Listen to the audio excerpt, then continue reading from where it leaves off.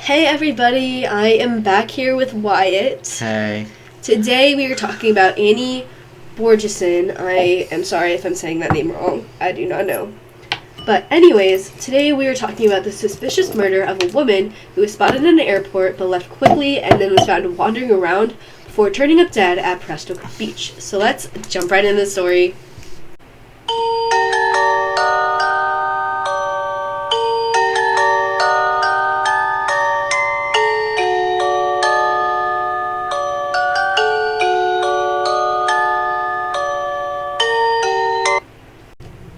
David, who was a dog walker, came across a horrible sight on December 4th, 2005. A young woman was lying face down and unmoving under the Prestwick Beach seawall. The authorities took about 10 minutes to get to the scene after David called the police.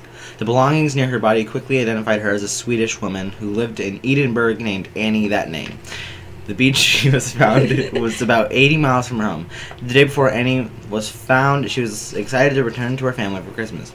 She was excited for everything to run smoothly as she returned home to Scotland. Annie scheduled an appointment for her hairdresser a month later and paid her apartment's rent 1 month in advance. She was seen on CCTV cameras alone in Prestwich Airport. She was heading to her flight. Then, for some unidentified reason, Annie turned around, left the airport, and headed towards the beach. This was the last time she was seen alive. There was one witness that reported seeing her between her fleeing the airport and when her body was found, but isn't confirmed and is mostly speculation.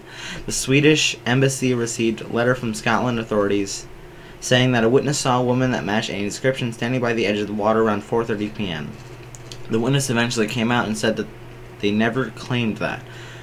The only other witness is David, the dog walker, who found Annie's body and called the police. When the police arrived at the scene, they got his statement. They said they'd get in touch with him They'd say they'd get in touch with him if they needed him. I thought I would hear something. They'd contact me. I'd get a bit more okay.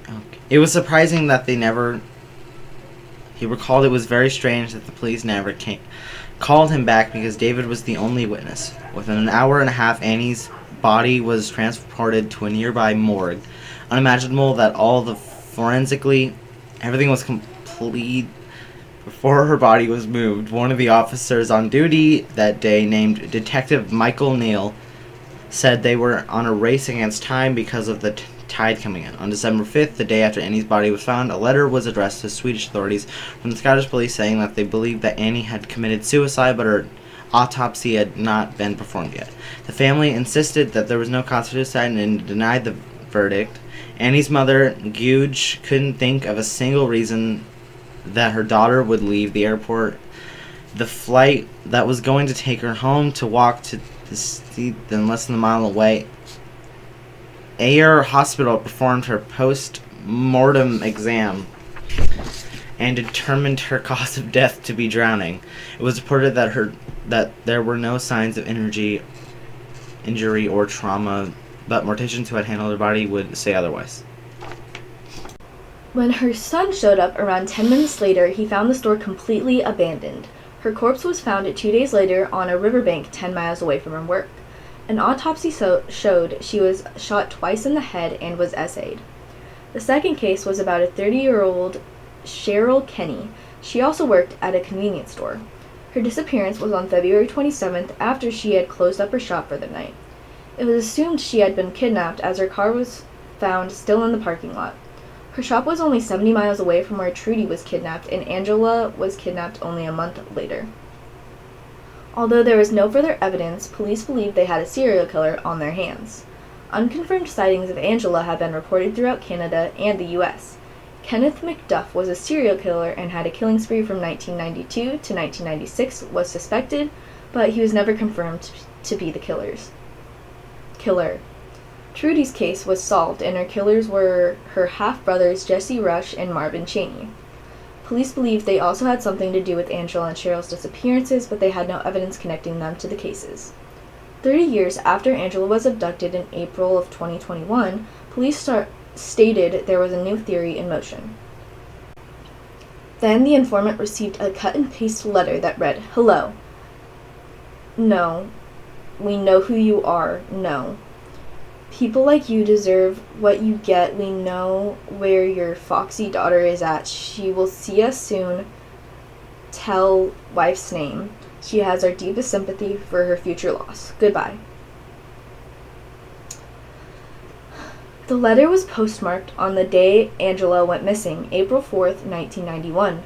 The letter also correctly stated the informant's court-issued number and his alienated wife's first name. Police think that the abductors were connected to the narcotics case, and since the informant's daughter's name was also Angela, they got them mixed up and kidnapped the wrong Angela.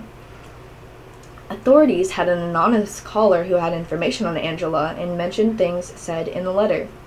They are hoping the anonymous caller will call back soon, but so far they have not been able to rule out the suspicious letter out yet, and to this day, their cases are unsolved.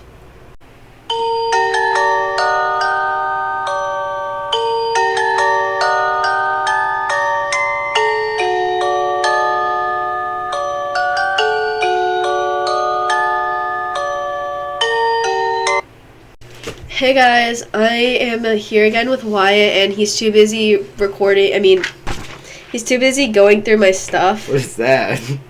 It's a puzzle game. I broke it.